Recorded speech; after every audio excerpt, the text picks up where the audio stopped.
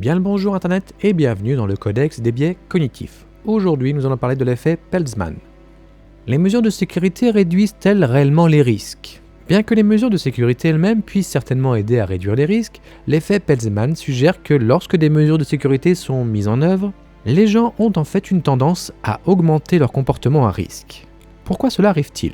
Selon l'effet Peltzman, lorsque des mesures de sécurité sont mises en œuvre, la perception des risques diminue et les gens peuvent donc avoir le sentiment qu'ils peuvent désormais se permettre de prendre des décisions plus risquées.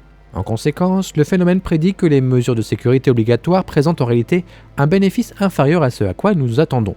Car les bénéfices en matière de sécurité apportés par ces mesures sont compensés dans une certaine mesure par une augmentation des comportements à risque.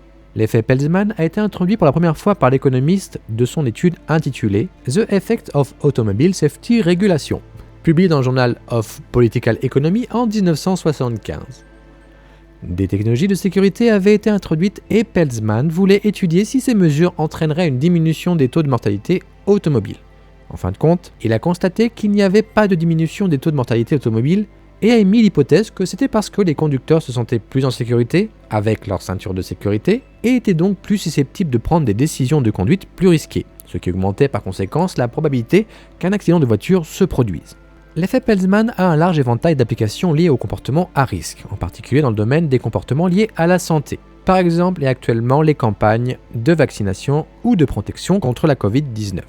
Sur la base de l'effet Peltzman, nous prédirons que les personnes qui ont été vaccinées pourraient ressentir un sentiment de sécurité accru et donc adopter des comportements plus à risque qui pourraient faciliter la transmission du virus. De plus, à mesure que de plus en plus de personnes se font vacciner, ces comportements peuvent être intensifiés, car les gens peuvent croire que les risques liés à l'immunité collective sont encore réduits, bien qu'il reste encore beaucoup de temps avant que cette immunité généralisée ne soit réellement atteinte.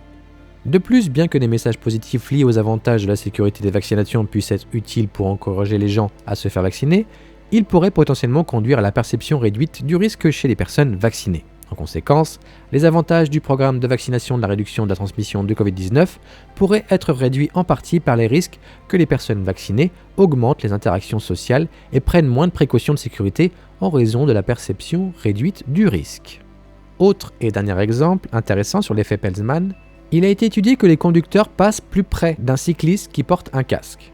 Le simple fait de voir quelqu'un d'autre prendre une précaution peut potentiellement augmenter la probabilité qu'une personne prenne un risque. En conclusion, l'économiste Iman Minsky a développé une théorie selon laquelle la stabilité engendre l'instabilité, qui est plus ou moins la version boursière de l'effet Peltzman.